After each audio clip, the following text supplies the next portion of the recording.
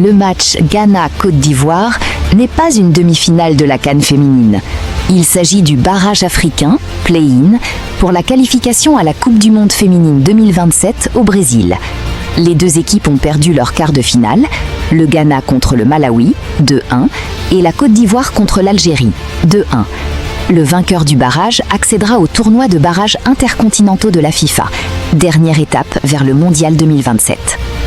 Le Ghana contre la Côte d'Ivoire. Analyse du barrage.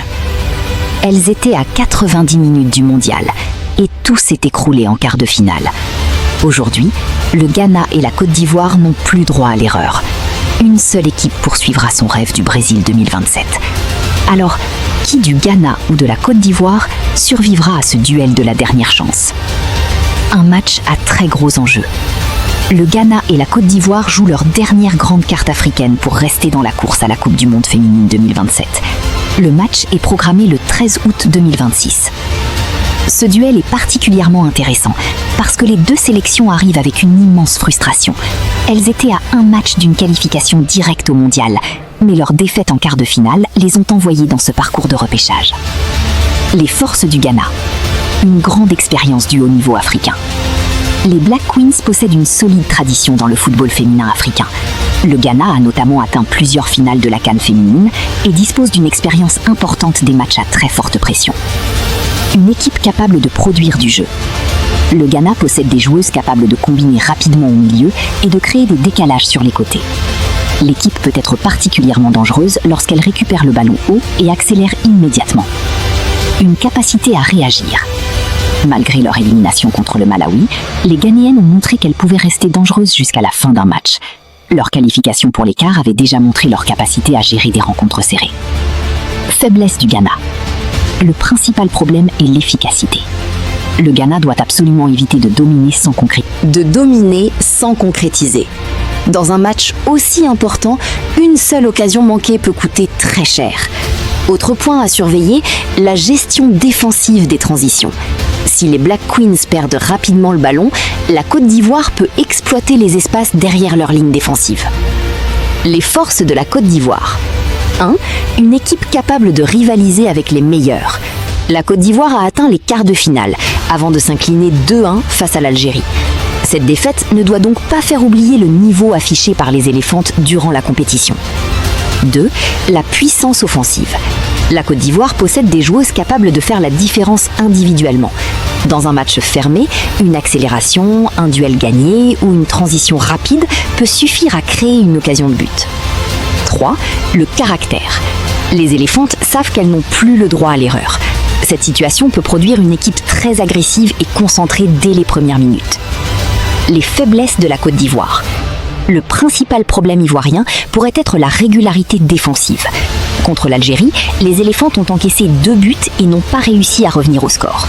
Elles devront également éviter de se découvrir trop rapidement. Le Ghana possède suffisamment de qualité pour punir une équipe qui laisse trop d'espace. Le duel tactique. La rencontre pourrait se jouer autour de 3 secteurs. Mais la bataille du milieu. L'équipe qui contrôlera le milieu aura probablement la maîtrise du match. Le Ghana cherchera certainement à imposer son rythme, tandis que la Côte d'Ivoire pourrait chercher davantage à exploiter les transitions. Les couloirs. Les espaces sur les côtés seront extrêmement importants. Si les latérales ivoiriennes ou ghanéennes montent trop, elles peuvent laisser des espaces derrière elles. 3. La finition. C'est probablement la clé numéro 1 du match. Dans un barrage où la qualification pour le mondial est en jeu, il ne faudra pas multiplier les occasions. Il faudra les convertir. Mon pronostic, je vois un match très équilibré et très disputé. Les deux équipes ont suffisamment d'arguments pour gagner, mais la pression pourrait rendre la première période très prudente. Mon scénario, Ghana 1, Côte d'Ivoire 1. Je vois donc une rencontre susceptible d'aller jusqu'à une séance de tir au but, si le règlement le prévoit, après prolongation.